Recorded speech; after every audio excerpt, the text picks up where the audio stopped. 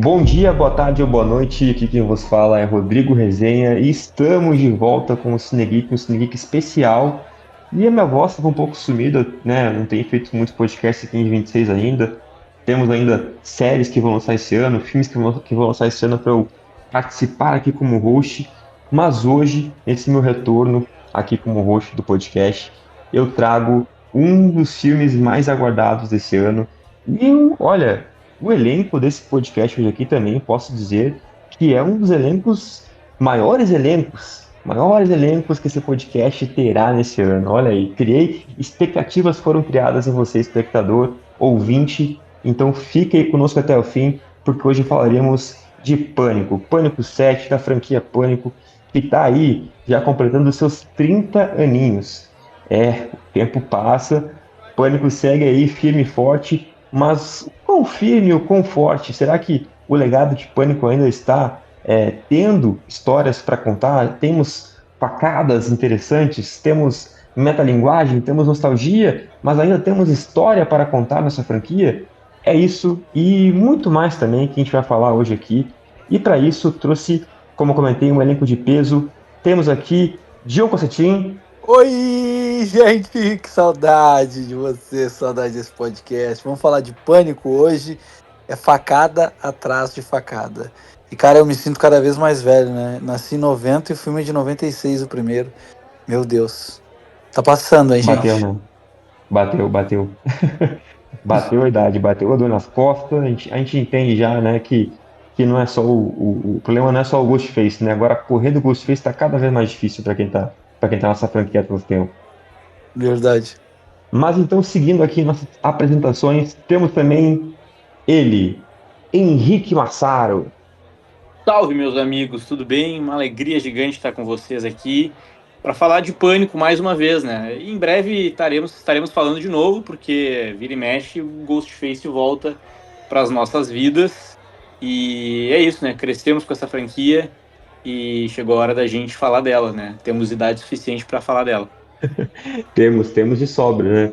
Mas é isso, o Ghostface, quando a gente menos espera, ele tá de volta e daquele jeito, né? Ou aprontando algo diferente, mas sempre trazendo aquele sentimento de uma franquia tão querida ali para nós, né, que somos fãs, mas também para muita gente que acompanha desde o início e também pessoas que estão descobrindo a franquia agora, né? A gente foi numa pré-estreia, nós aqui juntos, e tinham algumas pessoas que estavam assistindo Pânico pela primeira vez. Mas tem uma pessoa que está aqui que não deixei por último, não foi por acaso, porque essa pessoa não assistiu Pânico pela primeira vez agora. Essa pessoa é muito, mas muito fã de Pânico, de Ghostface. Teve até um lookzinho assim, ó, 10, não vou dizer nem 10 de 10, 11 de 10 na pré-estreia de Curitiba. Meu amigo Di Bueno. Fala, galera, vamos falar de Sidney fucking Prescott, que está de volta, merecidamente de volta nessa franquia, não deveria ter saído nunca, e eu amo falar de Pânico, é a minha franquia favorita da vida, e a gente vai falar muito sobre Pânico e Sidney Prescott aqui. Obrigado pelos elogios, meu look estava bom mesmo. Humildade, não, tem que ser justo que arrasou no look ali, como Gale. Mas é isso, gente. Esse aqui é o elenco de hoje para falar de Pânico. Será que falaremos bem? Concordaremos com tudo? Teremos opiniões divergentes? Fica aí com a gente, mas antes de tudo, nos segue nas redes sociais, acompanha o @multiverso.dageek no Instagram, no YouTube, TikTok. Também acompanha o meu conteúdo lá no @resenha pós-créditos e também acompanha o conteúdo dos nossos convidados. Tem todos os arrobas aqui na descrição, também nas linkagens, né, nas nossas redes sociais também, que você encontra aí os arrobas de todo mundo. Então segue, acompanha o conteúdo de todo mundo e bora falar de Pânico.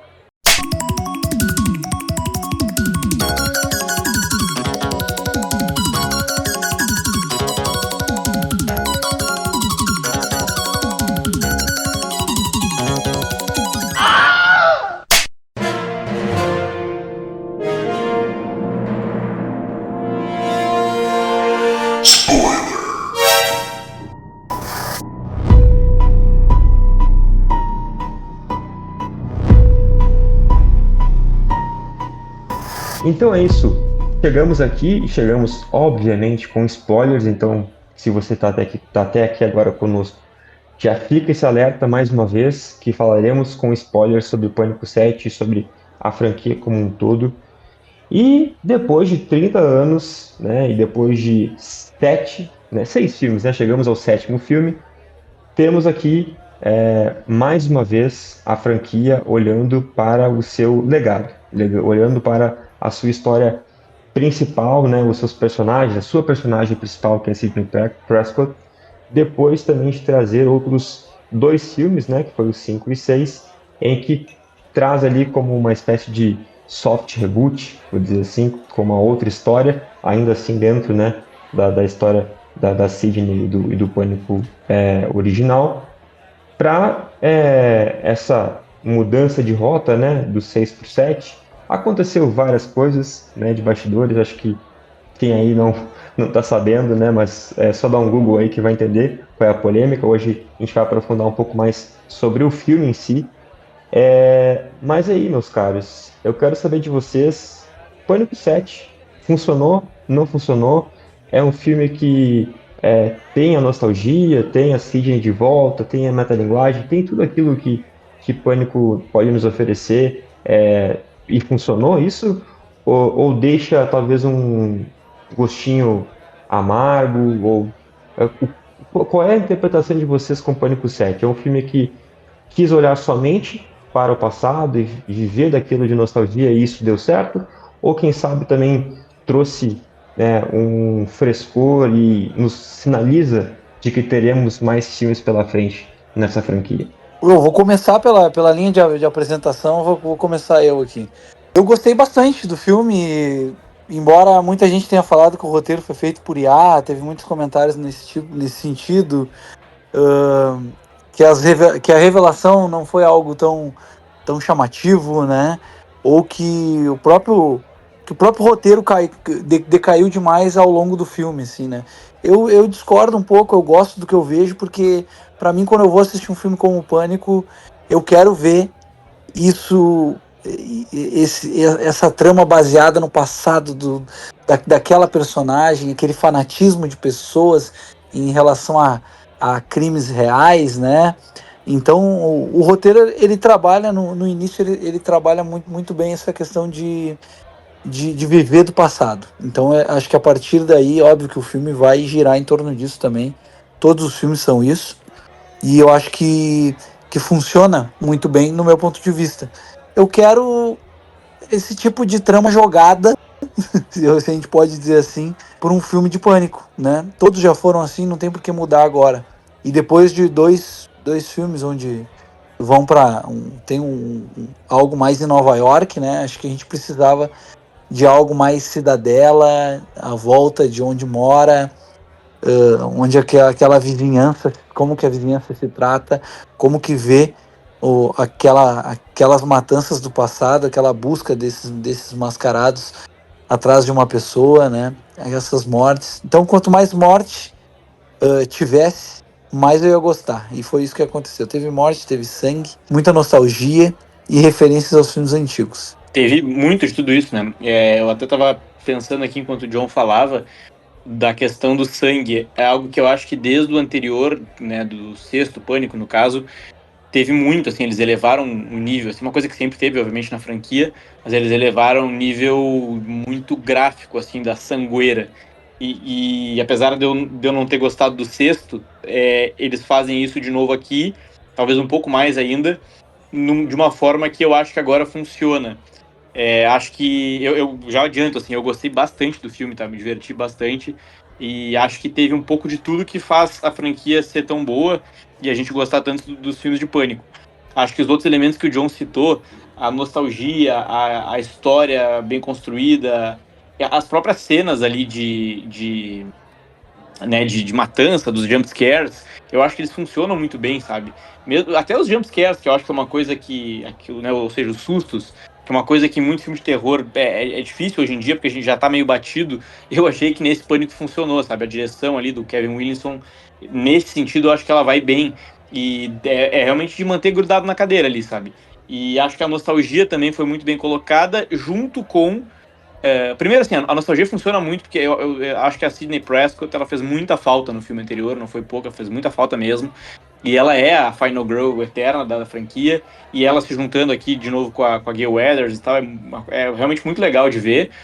E eu acho que funciona também nas discussões que o filme traz, né? Porque ele mergulhando nessa questão da nostalgia, de trazer, por exemplo, personagens que tinham morrido lá no primeiro filme, de volta e inserir isso numa discussão de inteligência artificial, deepfake, será que isso é real, será que isso não é? É algo muito atual, é algo que o Pânico sempre fez, de uma forma ou de outra, de dialogar com os temas aí da sociedade no momento, né? Faz isso muito bem.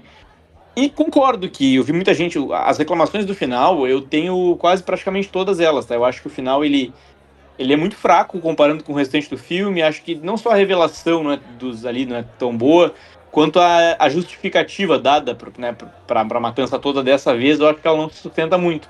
Mas, na minha opinião, nada disso tira a grandeza da experiência ali no cinema, sabe? Ah, tá, não gostei tanto do final, mas pra mim ele não chega a decepcionar a ponto de eu achar que estragou o filme ou qualquer coisa assim, não, nem de perto. Acho que a experiência toda é muito válida e eu me diverti bastante. Eu concordo muito com o Henrique, principalmente quando ele fala que a Sidney fez muita falta no 6. E eu escuto uma galera, talvez nova ou não, aí, né, não entrei nesse meandro para ver idade e tudo mais, mas supervalorizando os 5 e 6, como assim, com perdão a palavra, cagar assim, para a primeira parte para a trilogia inicial, o 4 também, né? E eu acho que a Sidney fez muita falta num nível assim. Quer falar de Pânico e não ter Sidney Prescott? Então coloca outro filme, vai para outro nome, faz um spin-off muito declarado, mas não pega uma rabeira tão escancarada de assim, a Sidney tá ali, porque no 5 ela e a Gale só estavam ali, sabe? Pareciam figurantes de luxo. E foi o que aconteceu um pouco em Eu Sei O Que Vocês Fizeram no verão passado. Eu tava esperando muito da Julie James e ela aparece muito pouco. Ela é literalmente ali uma figuração de luxo. O que parece que no 2, que tá vindo aí, ela já vai ter um tempo de tela muito maior, porque os estúdios entenderam que a gente quer a principal ali, né, com o tempo de tela merecido. Inclusive a Sidney nesse 7º filme é o maior tempo de tela da personagem de toda a franquia. Enfim, o filme vem quebrando vários recordes, né? Eu gosto bastante. Acho um problema a revelação, a justificativa, mas isso não estraga em nada a experiência. Até porque se a gente for falar por justificativa, os 5 e os 6, para mim também já são meio... o 4, então, que o povo ama muito, eu discordo um pouco. Eu ainda sou aquele fã fiel da trilogia inicial, dos 3 primeiros filmes, forte defensor do terceiro, que muita gente odeia, e por hora é isso.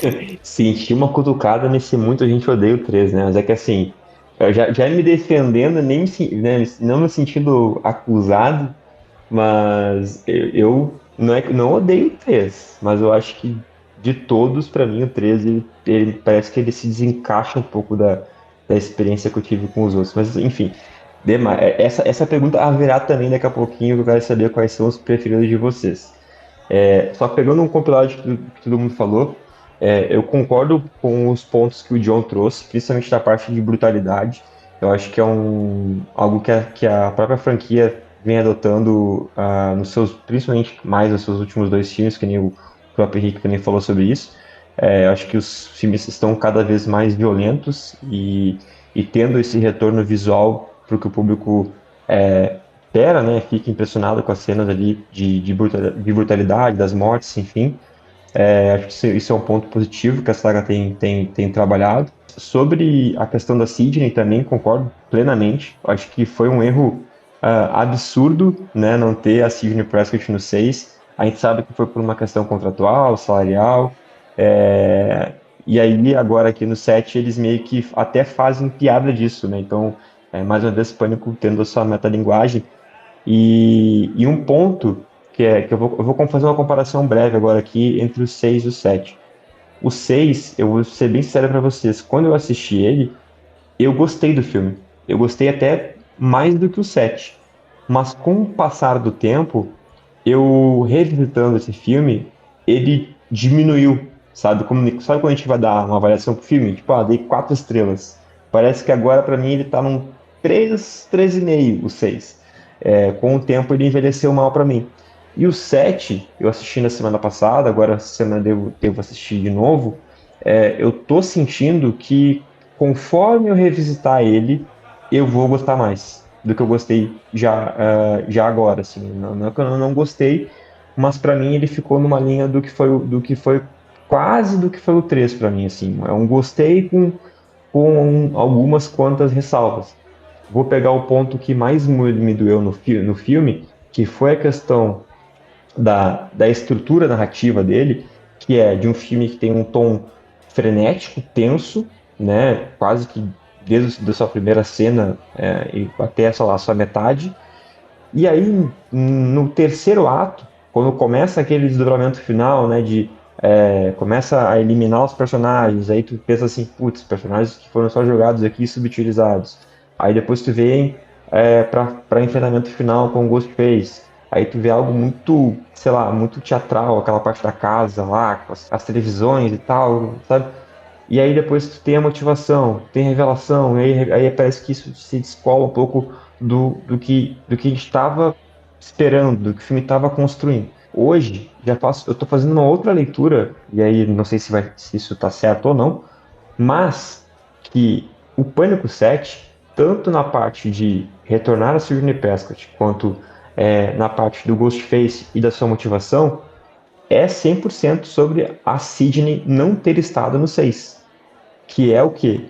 Ela não teve no 6, né? Então aqui a gente vai fazer piada sobre isso, a gente vai focar nela, que ela é e ela sempre será o centro de tudo, o centro da história de Pânico, não existe Pânico sem a Sidney Prescott.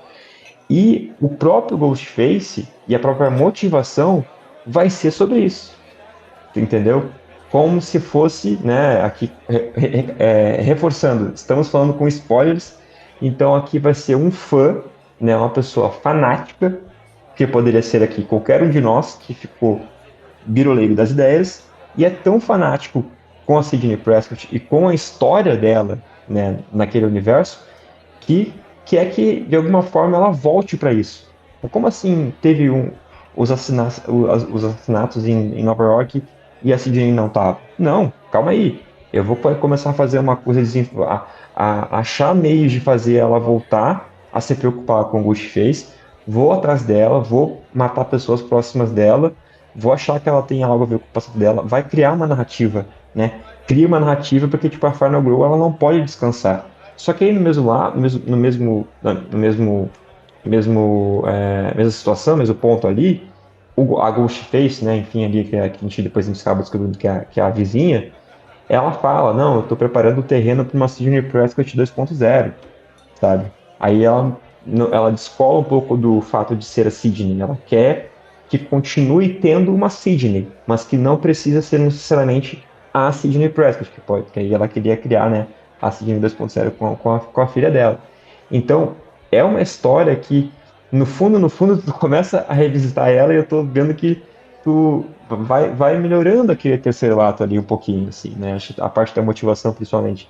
Não sei se vocês também estão tendo esse sentimento, que talvez algumas coisas que hoje uma pessoa como enxerguei, né, vários pontos que me incomodaram no filme, posso estar revendo eles e diminuindo essa aversão ao filme, tanto quanto vocês, né, que acho que tendo que talvez tenham gostado um pouco mais do que eu, vão ainda mais vão ainda mais engrandecer a experiência de vocês.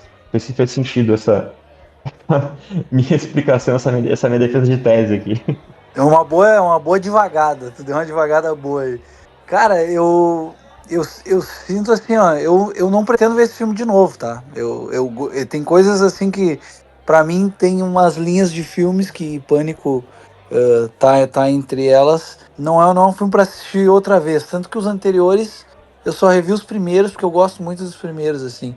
Eu sinto que essa parada da filha de ter uma continuação é algo muito interessante, porque a guria ela preenche todos os checks de uma personagem como essa, né? Ela, quando ela vai correr, ela tropeça, né? Ela grita no momento que não é pra gritar. Então ela vai, tipo, fechando os ciclos que a mãe já passou, assim. Então eu acho que tem. Eu gosto dessa parte do filme de trazerem, de verbalizarem isso, de dizer assim, a gente precisa de uma Sydney 2.0. Isso é legal verbalizar, não só deixar no subtexto, assim, de tipo, a próxima agora pode ser a filha, ou no filme 10 vai ser a filha e depois vai ser a neta. Não, é uma coisa verbalizada, porque tudo é pra mim escrachado em Pânico. O Sim. tipo da morte, né? Como que como que a Pinta mata o cara, bota na biqueira de onde vai servir o chopp e aí o chopp sai pela boca do cara, uma sangueira violenta. Então tudo é muito escrachado, o grito, a corrida, aquelas cenas do porão da casa, né, da parte de baixo da casa cheio de saco, aquele saco se balangando e, cara, do nada vai aparecer um Ghostface, é só uma sombra. O início do filme ter aquela sequência de que era um robô vestido de Ghostface, né? E depois não era. Achei muito Porra. boa essa abertura aí. Cara, essa abertura de um fã ir até a casa, né? Olha quantos Aham. malucos tu vê fazendo isso hoje em dia. Os caras querem Com conhecer certeza. o local True onde foi crime. gravado o Poderoso Chefão, né, Henrique Massaro? Aí sim. Aí sim. Cara, mas assim, ó, sabe que eu concordo que é tudo muito escrachado, assim, eu acho que sempre foi, né? E nessa de ser escrachado, eu acabo passando pano pra muita coisa, tá? E eu acho que vocês também, assim, tipo, Sim, tem coisas sendo assim, puta, esse personagem apareceu aqui, mas ele tava, putz, não faz muito sentido. Tá, beleza. É algo que a franquia já estabeleceu como possível, é quase como uma liberdade poética, assim, que Pânico tem, sabe? Em outros momentos eu acho que não, eu acho que, putz, aqui me cheira, mesmo considerando tudo isso, aqui me cheira falha de roteiro mesmo. Mas eu acho que na maior parte do tempo entra um pouco nessa coisa, assim, da gente considerar que isso faz parte, sabe? E eu acho que com relação a ela ali, a Sidney e tal, eu acho que funciona, que é muito legal a questão convivendo com a filha, ela querendo proteger a família, ela com medo que isso aconteça de novo, até o fato dela ter colocado o nome da filha, o nome da amiga que morre lá no primeiro filme, e ter esse dilema entre ela e a filha, eu acho que isso é legal. Acho que às vezes fica meio dramático demais, assim, a questão da guria nova ali, da filha dela. Que fica muito centrado, porque aí eu acho que pode ser uma tentativa de realmente querer fazer uma sucessão. Daqui a pouco não vai dar para ter Sidney Prescott mais. Tipo, a gente viu no último filme que não teve. Então vamos preparar, se for isso, tá? Não tô dizendo que é isso. Mas se for isso, aí eu acho meio demais, porque essa nova atriz, ela não vai sustentar a franquia sozinha, esquece. Depende da Sidney Prescott. Seria até desleal esperar que essa nova atriz, que tem ali uma adolescente, que na verdade tem seus 25 anos, né? Que ela vá conseguir levar a franquia em diante. Se essa é a ideia que eles estão querendo, eu não compro muito. Mas a relação delas ali e tal, até ela com o marido ali, eu sinceramente gostei a maior parte do tempo, assim. E é engraçado, né, cara? Tipo, bom, a gente tá falando spoiler, né? É tão escrachado porque Pânico, em vários momentos, ele arranca risada, né? Por exemplo, a cena final ali em que elas matam a Ghostface, que elas metralham ela, no caso, né? Fuzilam a mulher. Ela olha pra filha e diz: Como você está se sentindo? E, cara, aquela cena é muito engraçada. Tipo, não tem como não rir daquilo. Se a gente for pensar que aquilo ali é um diálogo, que absurdo esse diálogo, é porque a gente não conhece a franquia. É uma coisa que é naturalizada, assim, né? E eu acho que por isso funciona muito. E aí, eu até queria perguntar pra vocês que já assistiram mais vezes. Eu vi todos os filmes uma vez só, tá? Não, nenhum, se não me engano. Ela tem outros filhos também, né? Com a avó, uma coisa assim. E já apareceu essas crianças em outro filme? Sinceramente, eu não me lembro. Não, não apareceu. Elas não tem atriz, assim, né? Tanto que ele também Sim. não apareceu porque são gêmeas e são menores, assim. Então, provavelmente, no Pânico 8 já seriam adolescentes, assim. Eu não tenho, mas sem ser essa questão de botar no Pânico 8, não tem nenhum outro motivo de ter essas crianças, né? Eu É que acho que não colocaram agora porque elas são muito novas. Não faria sentido colocar Sim, adolescentes, sim, assim, mas eu digo morrendo. assim. Não, mas eu digo assim, ó, elas já foi dito em algum outro filme que ela tinha outros filhos. Já. sim, Não. sim. Se eu não me Beleza, isso eu engano, não se lembrava. eu não me engano, no 5, até foi uma coisa que o pessoal tava questionando, né? Tipo assim, nossa, como que a filha da Sidney tá tão mais velha, tal, já tá grande e tal. Porque no 5 ela tá com um carrinho de bebê passeando quando ligam pra ela, né?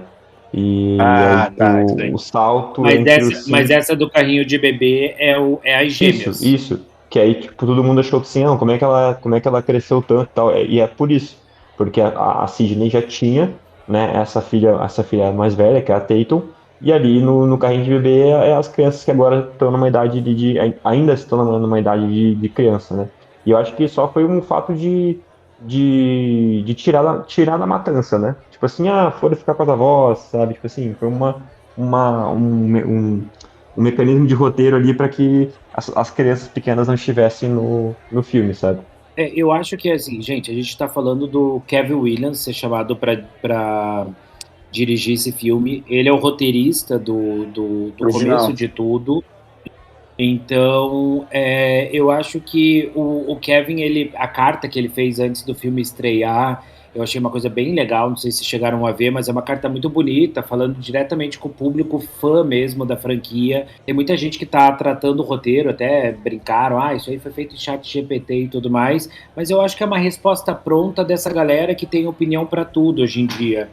Porque se você pegar Gente, Pânico, a franquia, gerou todo mundo em pânico. Porque ele vem Sim. desse escracho mesmo, ele vem dessa coisa do absurdo em alguns momentos. Mas a franquia é genial. Eu gosto muito desse início. Os 50. Vou discordar do John and John. Eu entendo o que você falou de não ser o tipo de filme que você não reveria. Eu tenho isso com alguns filmes. Acabei de sair do cinema, não devo ver tão cedo. E não quer dizer que eu não gostei, mas só porque para mim foi. E Pânico eu vi na madrugada, no teste do cinema, assim, de som e tudo, e vi depois, já no mesmo dia à noite, na pré-estreia. E mudou muito a minha percepção na segunda vez. Tanto que a gente conversou em off, eu não tinha gostado tanto, e na segunda vez eu gosto muito mais. Porque tira aquela tensão de filme de suspense, aqueles sustos, aquele jumpscare, eu já não tinha mais aquilo tanto na segunda vez, e aí eu consegui prestar mais atenção. Inclusive, Henrique, você falou até de uma parte de drama, uma das coisas que eu sinto falta um pouco mais em Pânico é um pouco isso. Eu acho que um pouquinho mais de drama deixava, assim, o negócio 10 de 10. Porque a gente está falando de uma história, né, que passa ali como se fosse uma história real, de uma moça aterrorizada por um serial killer. E aí ela vai perdendo muita gente e às vezes fica muito no automático. Que eu entendo, né, porque em geral é uma noite ou 2, 3 dias ali, então nem tem tempo de chorar muito. Mas tem horas que eu sinto falta, assim, de um choro maior, assim, sabe? Tem cenas de Pânico que eu acho profundamente triste, sabe? E às vezes parece que no ritmo acelerado é como se eles descartassem muito fácil aqueles personagens assim que são amigos e família e tal. Concordo contigo. O que eu quis dizer do drama foi mais ali na relação da filha ali, que eu achei em alguns momentos.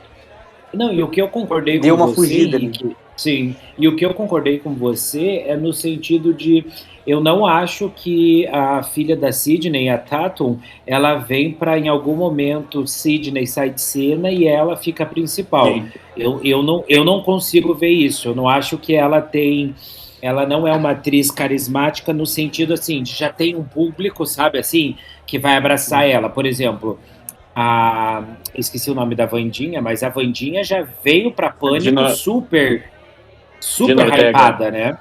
A Jenna Ortega já veio hypadíssima. A Melissa não era conhecida nada, mas ela já ganhou. Ela tem uma cara, a Melissa Barbeira. Ela tem ali uma cara de protagonista mesmo. Não que a Tatum não tem, mas não acho que segura sozinho, não. Tanto é que o filme mata todos os adolescentes, que é um recado, ó, não volta ninguém. Não achem que essa é a nova turma, não. Sim. Exato. É uma limpa, né? É uma limpa. E tem. Acho que ela não tem esse carisma todo mesmo, mas como tem outras pessoas, né? Além desses que tu citou, eu acho que quem manda muito bem são os.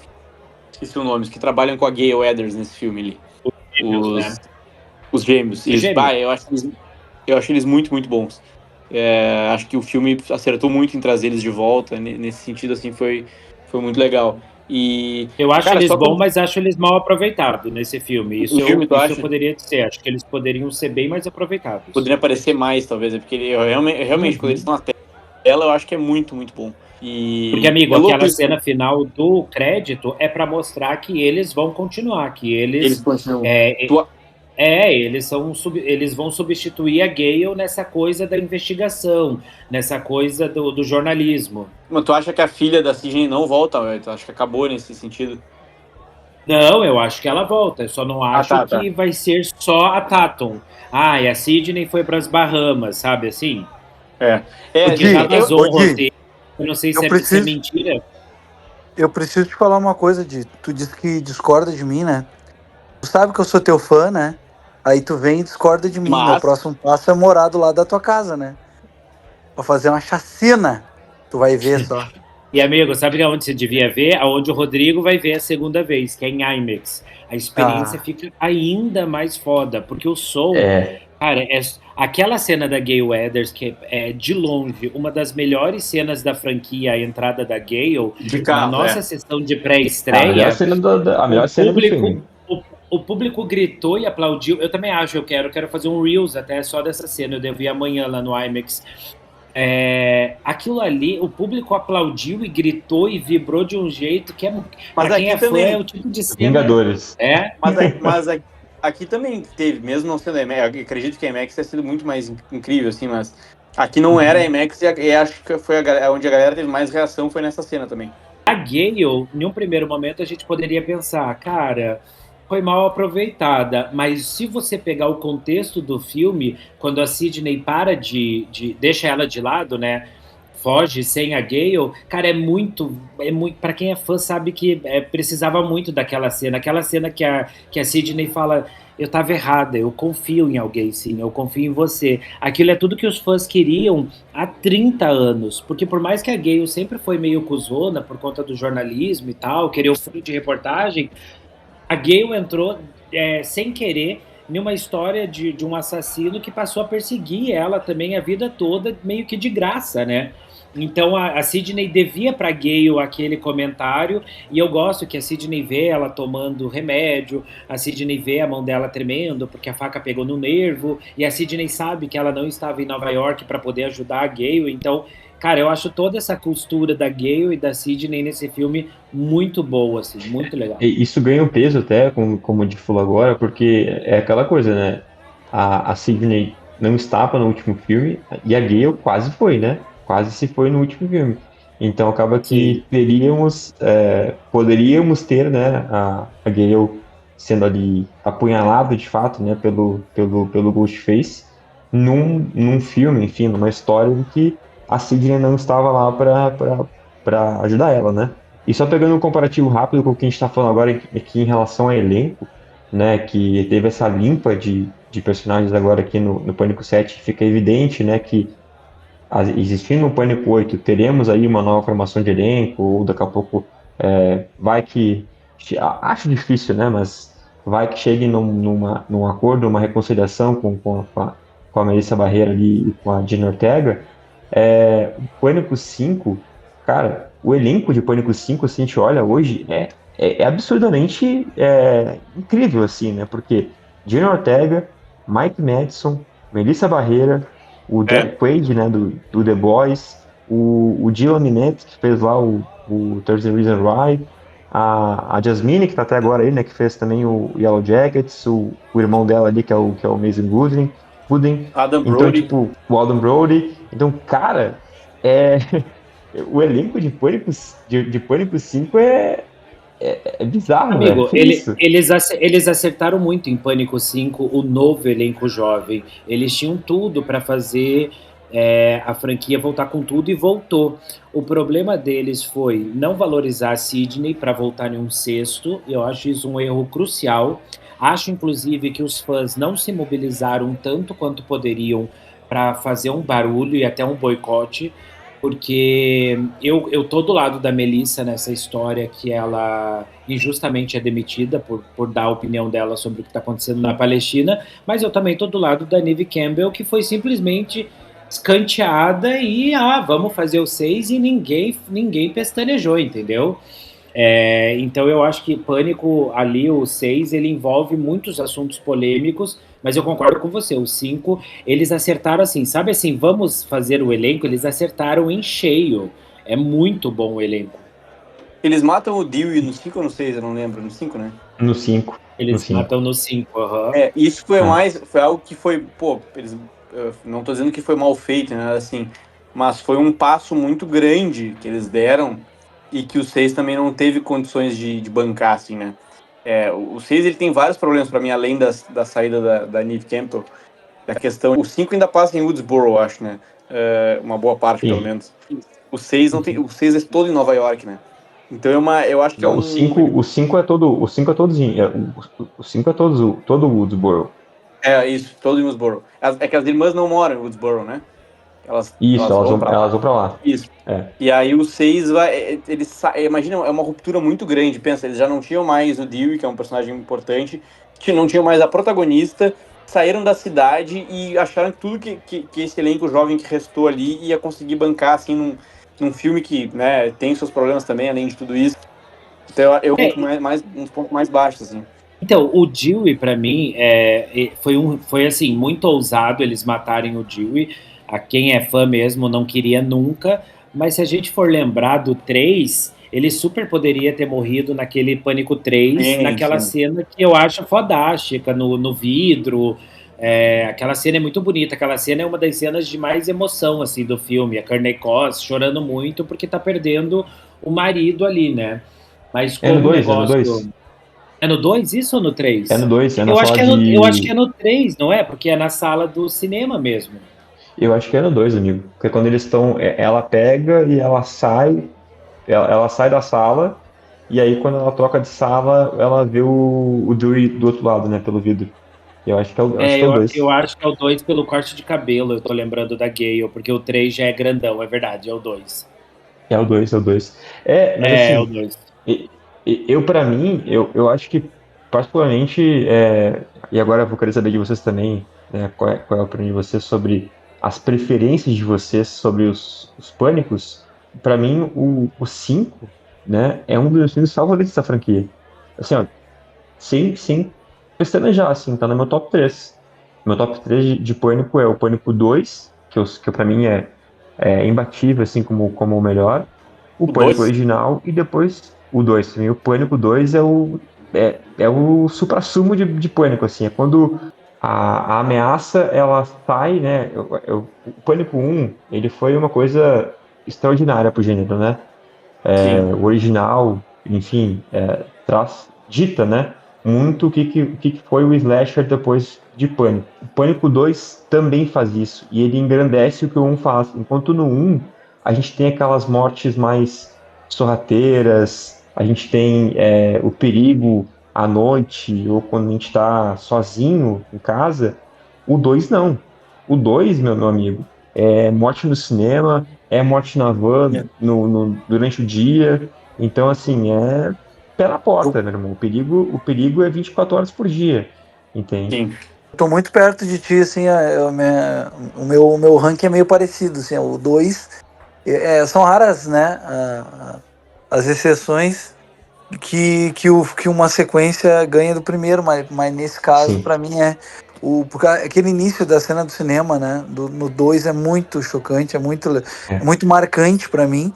Aí o 1, claro, por ter essa apresentação para nós desse mascarado, né? E o 5 ali por causa do elenco, né? Mas eu gosto bastante do atual, cara. Eu não sei. Talvez de todos nós eu seja o segundo que mais gostou. Eu acho que o Di gostou mais que eu desse último, mas eu gosto bastante desse último. Por mais que a gente saiba desses furos de roteiro aí. Eu vou brigar para top 3. Top 3 de vocês. Brigar por esse segundo lugar aí nesse último agora. Porque eu gostei bastante, cara. Gostei mesmo, sabe? Ô Henrique, o John lembrou uma coisa que vale a pena falar nesse top que a gente está falando, que é o quê? No Pânico 2 é difícil uma sequência, né? Ou seja, o volume 2 praticamente quase superar ou ficar igual ao primeiro filme. E numa cena ali na faculdade, eles falam sobre isso, né? O Randy ali com a personagem da Sarah Michelle Gellar, e eles citam até o Poderoso Chefão. E aí eu lembrei porque você gosta muito de Poderoso Chefão, e eles citam que o Poderoso Chefão parte 2 é muito melhor que o primeiro. Não, muito melhor não. Existe essa discussão, eu acho os dois igualmente brilhantes, assim. Mas o que eu digo um pouco vale também para esse filme, assim. Porque eu acho que o dois é muito bom, tá? Só que o primeiro, ele foi muito revolucionário, sabe? A questão da sátira que o filme faz, de dialogar com o gênero do terror de uma maneira que nenhum filme tinha feito antes, de botar as referências, de brincar com isso, e mais, de reviver o gênero slasher, né? Isso é muito importante em termos de indústria, de fenômeno cultural. O gênero slasher morreu nos anos 80 ali, nos anos 90 virou uma piada, ninguém levava a sério no bom sentido, assim. E aí vem Pânico, que resgata o gênero justamente fazendo piada com o gênero slasher. Eu acho que o de 96, ele pode ter, a gente pode gosto mais do 2, mas é que ele não, o fato de não, obviamente não haveria o 2 sem o 1, e o fato de como o 1 mudou o jogo, né? E quantos filmes desse gênero vieram depois também. Eu acho que o nível de revolução do primeiro filme, ele é muito, muito marcante. E até uma curiosidade, assim, eu falei no início do podcast aqui que a gente cresceu com essa franquia, mas o mais louco, e isso prova o meu ponto, na verdade, eu fui assistir Pânico depois de grande já. Primeiro porque eu tinha medo quando era criança. Em 96 eu tinha 4 anos, né? Então, medo, filme de terror, não dá pra ver e tal, eu tinha muito medo. E aí mesmo tendo assistido pela primeira vez depois de adulto, eu tenho a sensação que eu cresci com a franquia, de tanto que se falava nos filmes, de tanta máscara do Ghostface que tinha por aí, de tanta referência que teve em outros filmes, do próprio Todo Mundo em Pânico que o Di citou. Então realmente tem um nível muito revolucionário, assim, no primeiro filme. Total. E, gente, se a gente for... o Henrique, fala aí o teu top 3, você não comentou. Eu acho que é 1, 2 e 5. Eu gosto muito desse, mas eu acho que esse talvez entre como quarto lugar, mas eu acho que 1, 2 e 5. E eu acho que a gente não pode esquecer, o Resenha, que Pânico, não só tudo que o Henrique falou de revolucionar o gênero, a gente está falando do primeiro filme, completa 30 anos. É um filme que trouxe como protagonista a Drew Barrymore, era para ser a Sidney Prescott, e ela mesmo dá a ideia de não ser, porque ela não estava muito afim de ficar todas as diárias. Ela vê a primeira protagonista, ela vê que dá para esticar a primeira morte, da primeira vítima, aliás, e ela convence eles de que ela poderia ser e que poderia usar a imagem dela para vender o filme todo. E, enfim, fazendo uma referência até Psicose, quando a protagonista morre ali naquele começo, e aí você, como público, perde o chão, né? Como assim a Drew Barrymore já morreu? Que filme é esse? O que está acontecendo?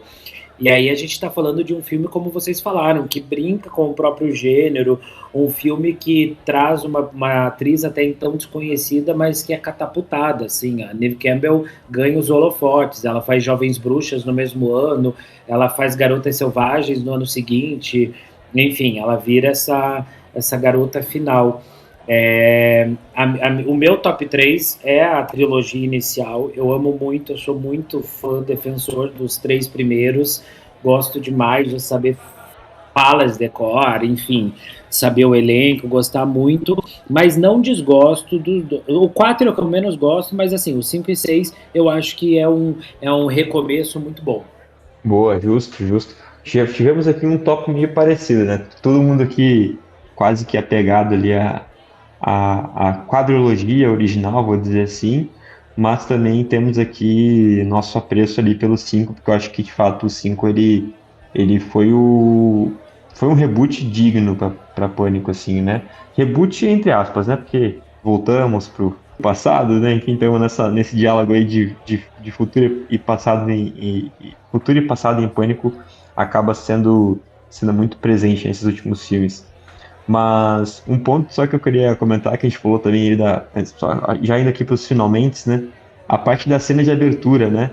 Eu acho que a cena de abertura do cinema que o John comentou, para mim ela é muito emblemática. Eu acho que talvez seja a minha cena de abertura, não a favorita, né? Porque a favorita não tem como não dizer que é a da Drew Barrymore. Mas assim, no quesito de criatividade, eu acho que é a que mais se destaca para mim. E eu pensei, não sei se vocês pensaram, e talvez fica aqui a dica para Kevin Williamson, né, nos seus próximos próximos filmes, que sabe, em Pânico 8, em reviver essa cena, de abertura num cinema, pegando principalmente essa pauta que, como a gente bem comentou, né, Pânico tem a metalinguagem no seu DNA, e aqui falou um pouco sobre isso, né, principalmente essa parte de IA, de deepfake, enfim, de distorção da realidade a partir da inteligência artificial, para que uma próxima cena de abertura fosse sobre a questão do cinema e do streaming, né? Já pensaram nisso, cara?